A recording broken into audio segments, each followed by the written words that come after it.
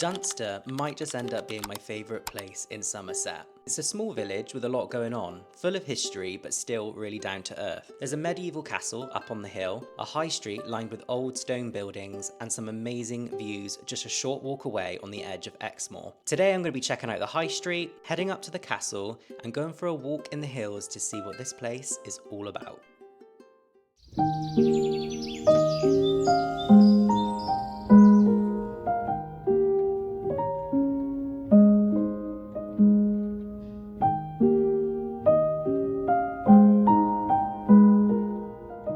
Dunster's High Street has been at the heart of the village life for centuries. A lot of the buildings you see here date back to the 15th and 16th centuries.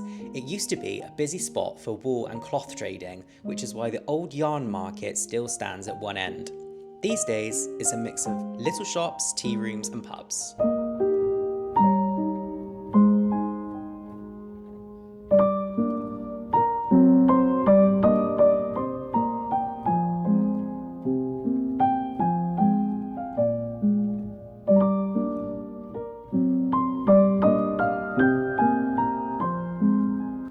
Okay, so you cannot tell me that is not a chocolate box cottage. That is absolutely stunning. Welcome to our day in Dunster. We're following a 3-mile walk that we've got in this Somerset pub walk guide. So hoping to get some drone footage somewhere and show you all the sights. We're going to Dunster Castle after this, which is in the distance actually. I can show you. You can kind of see it, I think. Oh, we were just speaking to a local. He just stopped and started chatting with us at the start of this walk. And we've just said that we've come from Watch It. And he gave us a bit of a look as if to say it's a bit like Watch It isn't very nice. So I don't know if Watch It is known for not being as nice around here. We're enjoying it. But he was just saying it's a bit rough around the edges and a bit scruffy, but I mean, Dunster is very, very pretty, so I can kind of see how, in comparison, it might seem a little bit scruffy. The weather's really stunning today, sunny all day. Nice day for a nice walk. Sorry? Lovely day for a nice walk. Lovely day for a nice walk. Although our feet are hurting because we did so much walking on the coastal path that we did yesterday.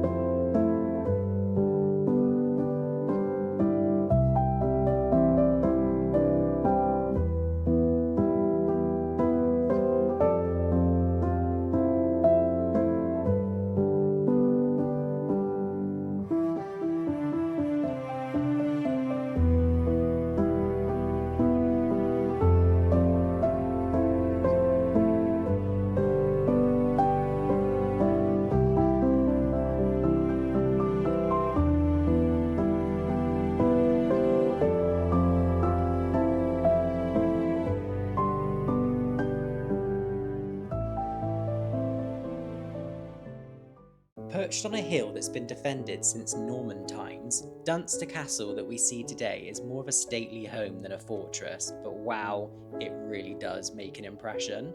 It's been shaped and reshaped for centuries, with the Luttrell family calling it home for over 600 years. I mean, imagine growing up with that as your garden. Inside the castle, it's a mix of rich wood panelling, cosy drawing rooms, and grand halls. It feels more lived in than a lot of old castles, like you could curl up with a book by the fire and no one would mind. Step outside, which is actually my favourite bit. You're in lush gardens that roll down the hill. There's even a subtropical feel in places, which in Somerset feels like a very nice surprise. And just down the path, the Dunster water mill. It's still working, grinding flour the traditional way. The smell of bread sometimes drifts out, and if the wheel's turning, it's oddly relaxing to watch. They even sell the flour in the shop, so you can take a bit of Dunster home with you. Dunster might be a small village, but it really has that timeless, traditional English charm. Is it my favourite? The jury is still out on that one, but it is a contender. What really stood out for me was the surrounding countryside. The walks around here are amazing. We spotted deer, Exmoor ponies, and found some of the most beautiful views I've come across in Somerset so far. The castle was probably one of the best, if not the best I've been to. There's loads to see inside and out, and we tried to cram as much as we could in one day. I could have easily just spent the whole day in the castle, and that's from someone who gets bored very easily. I'd really like to come back and stay for a whole weekend and explore more of the surrounding area. If you're local or if you've been to Dunster, I'd love to hear what you think in the comments. Hit like, subscribe if you fancy it, and next time you will see me in Porlock.